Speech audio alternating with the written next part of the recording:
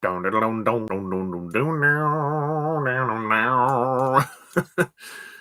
everyone, and welcome to this other live stream. I know I've just been live doing a discussion about Spider-Man No Way Home, but I also have to discuss No Time to Die, which is, the 25th Bond movie, Daniel Craig's fifth and final movie, as we know by now.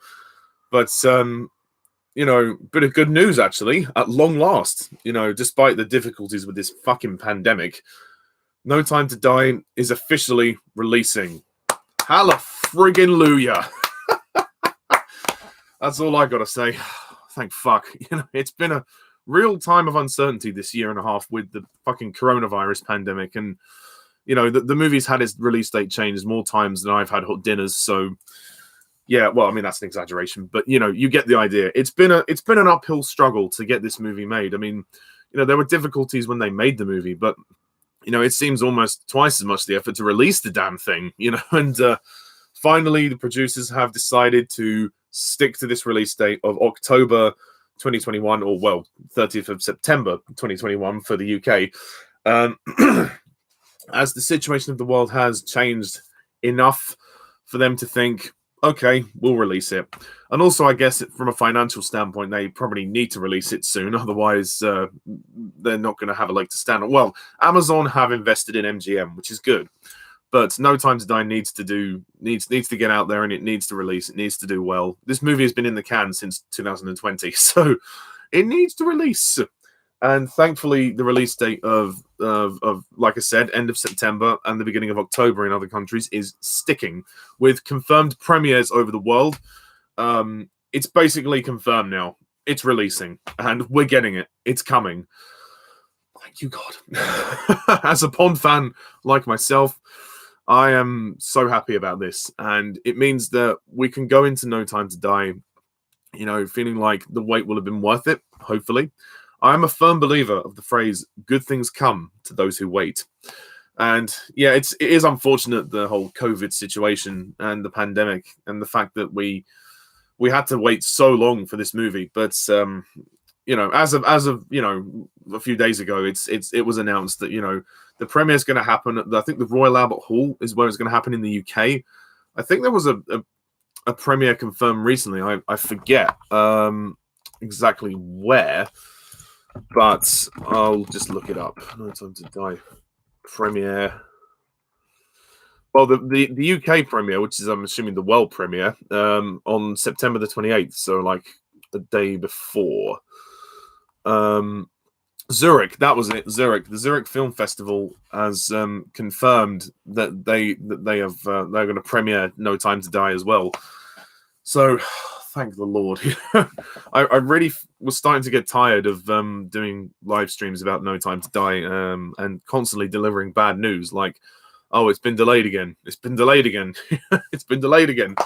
But thankfully, no more delays, no more problems. We're going to get this movie out there. I mean, okay, I know there's still, COVID is always going to be around and it's still going to be uncertain. But the fact is we have to adjust to COVID now, and we have the vaccines, so we are able to do that. And COVID will, take that COVID. Fuck you. We're releasing this movie. I think it's safe enough to release it. I mean, last year, maybe I was a bit too optimistic. But at the same time, I wanted to keep positive about the situation. Like last November, I was hoping that the movie was going to come out then, but maybe it was like always, at the time, it's always a crushing disappointment. But but after reflection, I then realized, you know what? It's probably for the best. They wouldn't have made the decision unless they genuinely thought it wasn't safe to release the movie. But as a Bond fan, this is really great news. And it means that the film will not be the longest gap between films, because that's still GoldenEye and License to Kill. I mean, it has been quite a while since Spectre. But had the pandemic not hit, it would have only been like a 4.5 year, almost 5 year gap. But anyway, I'm not concerned about that. I'm just glad that the film is releasing, and I'll be able to review it for you very, very soon. Although I'm going to see it probably more than once before I review it, That's the plan anyway. I want to see it at least 2 or 3 times to make sure I'm not just geeking out, or I'm not just fanboying out in my review. I want to make sure I've got my opinion set in stone, because I want to really analyze this film. I want to really make sure that it is as good as I hope it is, because this is Daniel Craig's last movie as James Bond, and he's my favorite Bond. So I want to see him go out on a high note, and it's been a long time coming. And there's so many things to look forward to in this film. There's so many great things to look forward to. I did try to actually get tickets for the premiere. I mean, my dad actually looked it up, and the tickets were like 400 quid. It's like, blimey, that's too much. I mean, to be honest, I'm just happy. I'll just be happy to go and see it.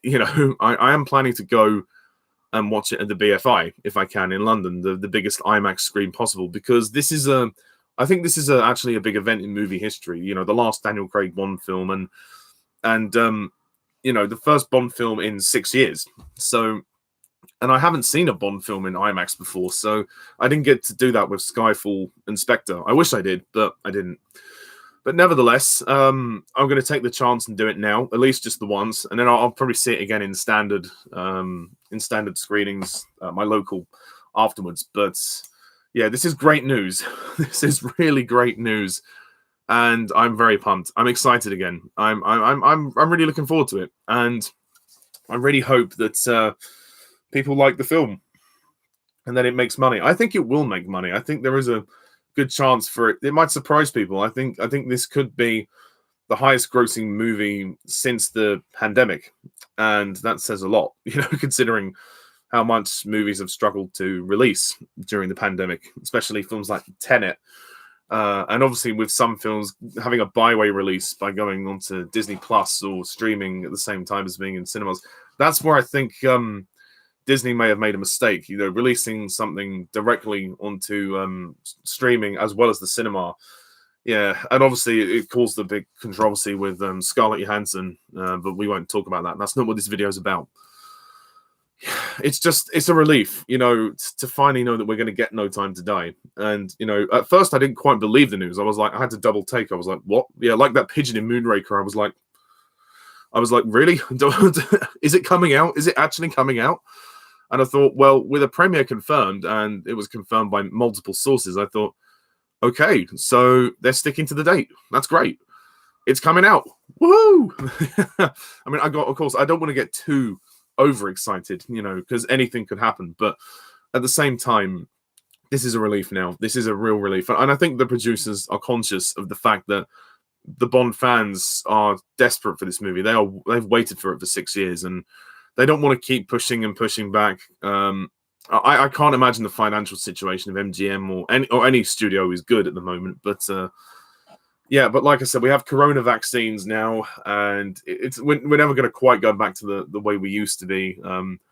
But we are at least living with more open things now, so that there are less restrictions now. So I think that's a good sign that No Time to Die will be okay. I think it will be fine. I mean, this film is going to play for a long time, and it's hopefully going to do really well, and hopefully it will do well with critics and audiences. I can imagine it's been a frustrating wait. It really has. I mean, people thought the wait from Quantum of Solace to Skyfall was excruciating. Well, no, this has been even more excruciating. But again, most of the waiting for this film has come from the pandemic. But there has been a couple of changes, like they changed Danny Boyle to Cary Fukunaga after Boyle walked out of the project. So they were going to release it in 2019, but sadly that wasn't to be possible. But anyway, better late than never. That's the way I look at it. I'm not going to forget about all the stuff in the past, and let's just look ahead to the future and enjoy this movie. So yeah, I'm really excited to see this film, and I will review it. I cannot wait to review it. I have got a couple of other Bond reviews to do. I've got to review the 1954 Casino Royale from television, which was made in the 50s, and then also Operation Kid Brother. I'm going to review that when I get the time.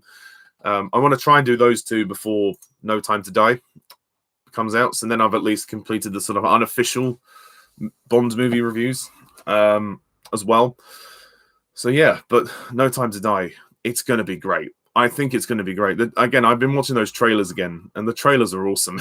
They look really cool, and I cannot wait to see Rami Malek as the villain, Safin. I think he's going to be awesome, and Craig's last performance as Bond will be sad, but I think it will be great. Madeleine's reveal. Who is Safin? Hans Zimmer's score. Yes, yeah, exactly. It's all about the closure. I mean, because Daniel Craig's movies have all been connected. When Spectre came out, it did this sort of clever thing of tying the movies together. Or at least the Craig ones. And No Time to Die has been stated in the news. Like Cary Fukunaga has said that they are culminating everything that was set up in the previous films. And yeah, hopefully they'll deliver something pretty epic for Craig's conclusion. I mean, it's going to be long. It's the longest Bond film to date, actually. It's like 2 hours, 43 minutes, which is amazing. So, I mean, I'll take what I can get. After waiting 6 years, I'll take that. The score should be interesting. Yeah, I might purchase the soundtrack soon. I've got plans to do that and then listen to it.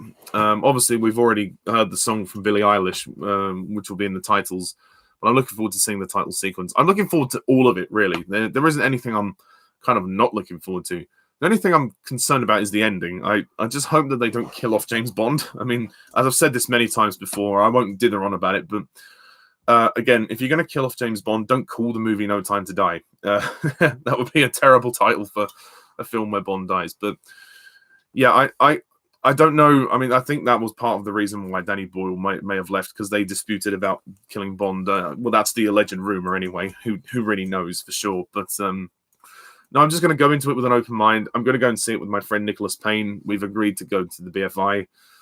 And yeah, it's going to be amazing. I mean, the BFI is I think the biggest screen in the UK. It's massive. I've been into the BFI, but I've never actually watched a film there. Like I've had a look around there, and it's amazing. So yeah, to see the last Craig Bond movie on that screen will be awesome. It will be so good. So yeah, I cannot wait to go and see this film. I'm so pumped again, and I'm very happy that they're sticking to their guns and they've confirmed the premiere. They're going to do it, and I really hope the film makes money. I want to support it as much as I can. So yeah, and all the Bond fans are waiting for this, and it's not being released on streaming as well. So I think that's a smart move, to be honest. I mean, as much as we all would have wanted Bond to be on streaming last year, it was probably better to wait, because Bond is a theatrical experience. I agree with Barbara Broccoli. I think that Bond deserves to be seen on the big screen. And I think if it was just released on streaming, it would be doing a very big disservice, to be honest. Plus, we've got 24 other movies that we can watch, in the meantime, and we have done. But yeah, I'll probably watch the Craig films again before I see No Time to Die. So I think going into September, I might try and watch a few more Bond films. Definitely watch the Craig ones. If I get time to watch the other ones, I will. But yeah, it will most likely just be the Craig ones, because I've got other films to review, and also Doctor Who I'm still reviewing as well. So yes, but Mr. Bond is back, baby. He's back. And yeah, that's all I've got to say about it. So yeah, I hope people are happy with this, and because I am. I'm very happy. So yeah, that's all I've got to say for now, folks. So I guess there'll be no more news about No Time to Die, unless there is anything, or well, I'll probably next be back to talk about the film when I review it in just over 4 weeks, which is crazy.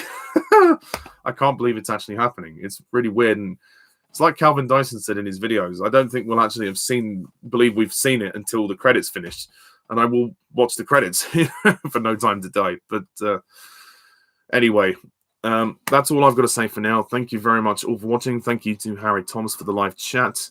And stay tuned when I review No Time to Die. So until then, I'm Mr. TARDIS11. Thank you for watching. See ya. Bye for now.